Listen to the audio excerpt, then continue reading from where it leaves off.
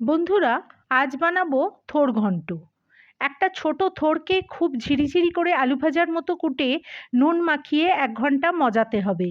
একটা মিক্সির জারে ওভারনাইট ভেজানো সমপরিমাণ ছোলা আর মটর ডাল, দুটো কাঁচা লঙ্কা আর নুন দিয়ে পেস্ট করে নিতে হবে।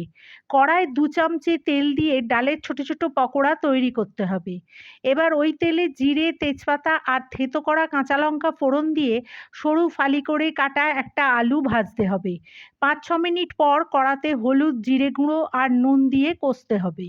এরপর মজানো থোড় দিয়ে লিড চাপা দিতে হবে।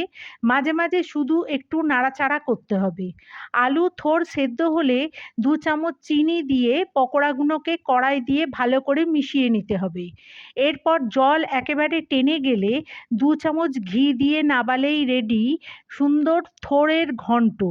এটা গরম ভাতের সঙ্গে খুব উপাদেয়।